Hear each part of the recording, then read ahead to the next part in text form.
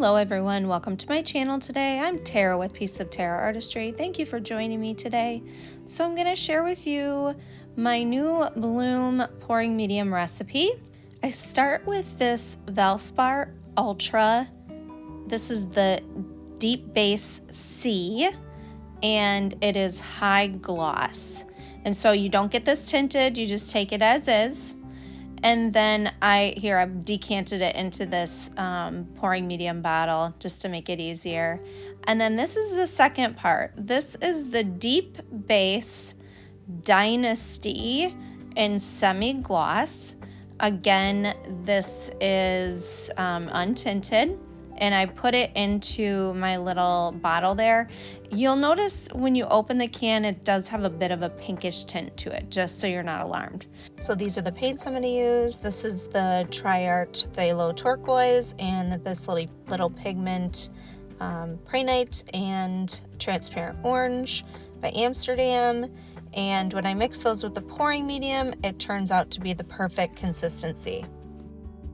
So these are some little cups that I get at the Dollar Tree. They are, I think, about two ounces. And you get like 12 in a pack for $1.25. Pretty good deal. So I am now going to show you how I mix my pigments first. So this is Prainite, one of my favorites, as you guys probably already know that. I am going to mix this up using my little Fluid Art Co. mixed stick. So the pigments and all the paints that you see me using today, you can get at the Fluid Art Co. From their website. So nice one-stop shop there.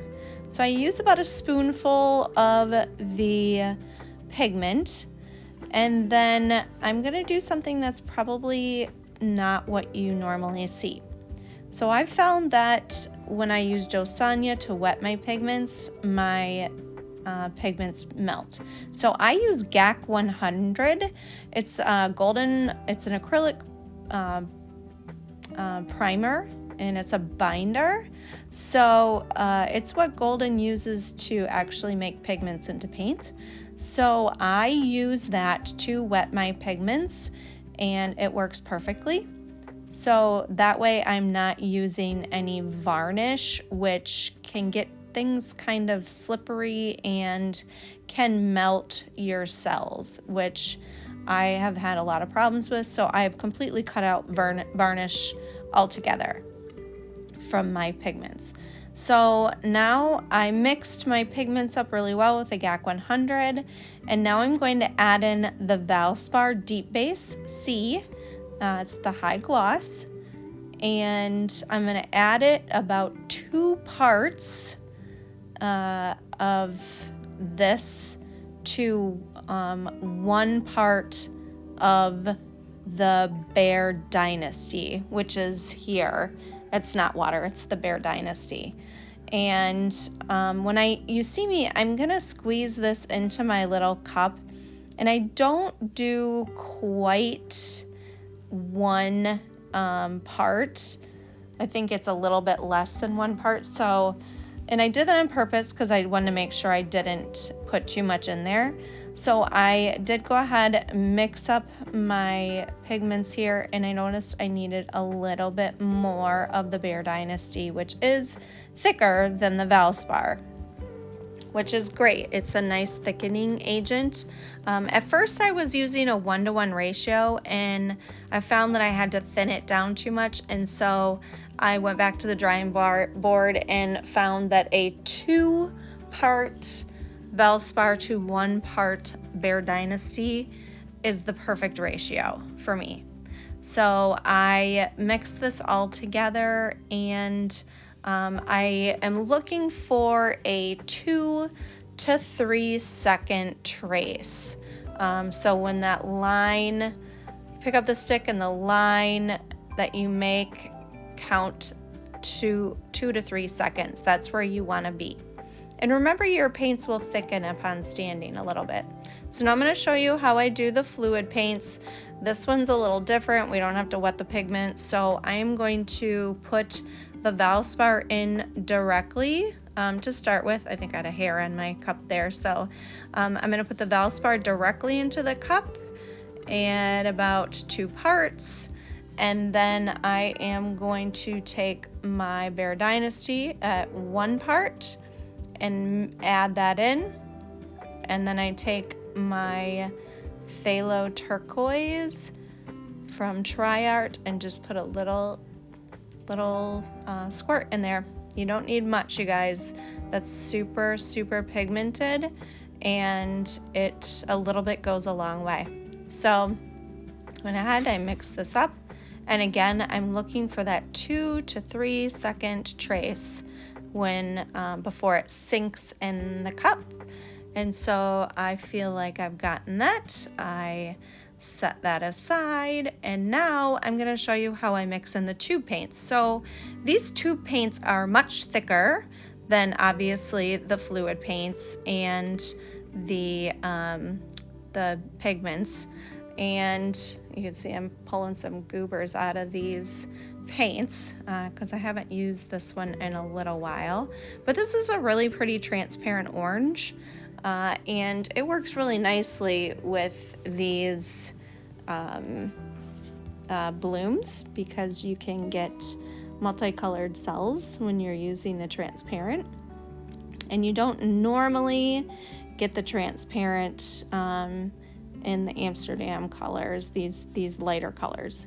So I am just adding the Valspar directly into the cup, and now I'm adding just like a little bit of paint. You don't need a lot of paint.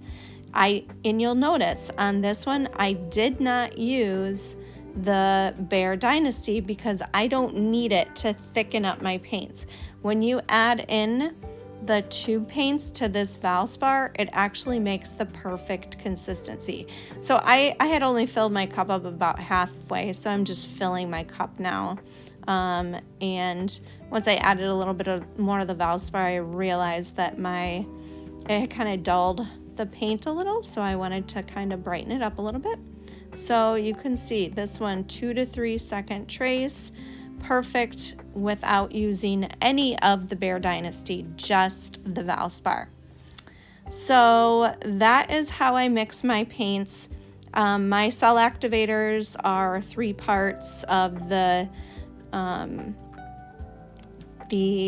Aussie Floetrol to 1 part paint. So that's pretty much the same 3 to 1 Aussie Floetrol to paint. And usually I use an Amsterdam or a Art as my cell activator. So I'm going to do a bloom here for you, show you how I did this. Now this is called Mindful Gray from Sherwin-Williams Color to Go. I've had these colors sitting around for quite a while, and I just wanted to use them. So I am going to show you just a bloom blowout that I do on this colored base.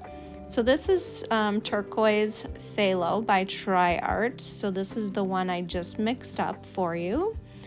And then I am going to now put the Prainite in by this little piggy pigment. So TLP, that Prainite, of course, is one of my favorite colors. Now I am going to add golden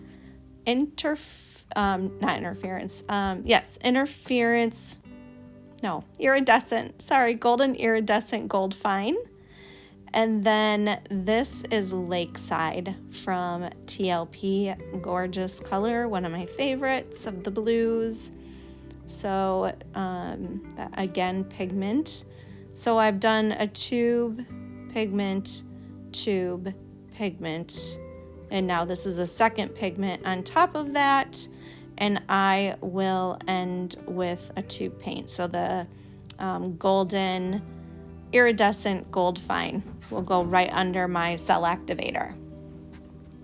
So I am going to be using Payne's Gray Cell Activator by Amsterdam.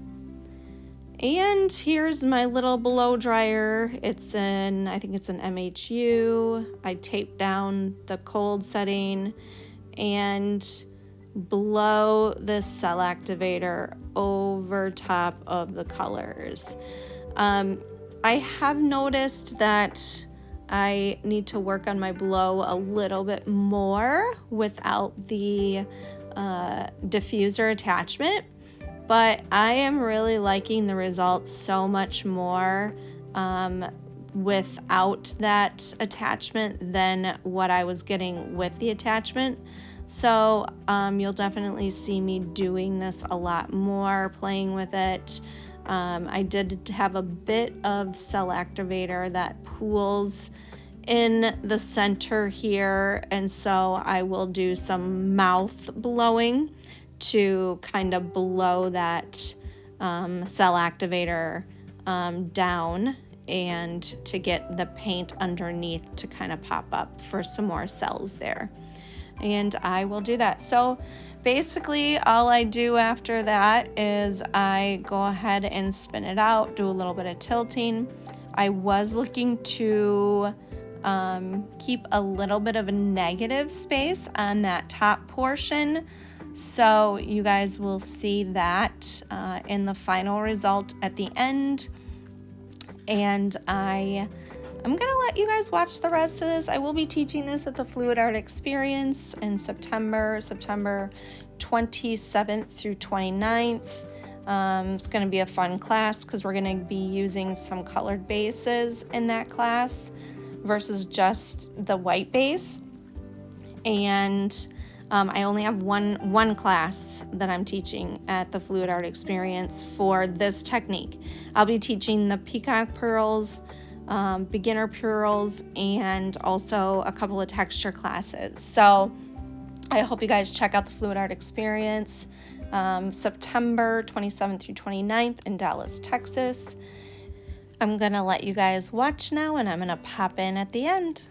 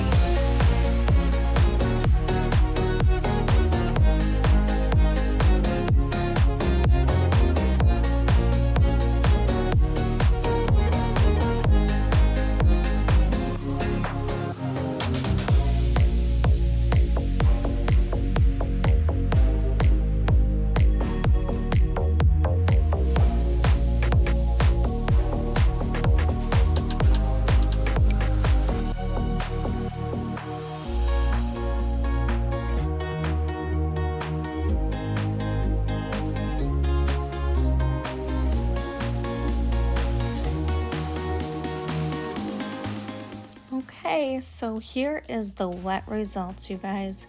Turned out really pretty. What I love about these colored pillows is that even if you dig into them, they just become part of the painting. Unlike sometimes when you're digging into a white pillow, it kind of detracts from the painting, but these colored pillows really, it just kind of adds to them. So I really like how that turned out. So that's your wet results. And now I'm going to show you the dry results because it dried really nice. I did have a bit of area where the paint kind of pooled a little bit. You can kind of see it in that right area where I kind of have a line, but I'm not worried about that. See my cells, the structure of my cells held really nice. Didn't have any melting cells. I got some multicolored cells there, and this kind of wispy part up here turned out really pretty. But yeah, this one turned out really nice. I'm loving the new pouring medium. So I hope you guys enjoy it. If you guys like this, like, share, subscribe, and check out my other videos. And I will see you on the next one. Bye, y'all.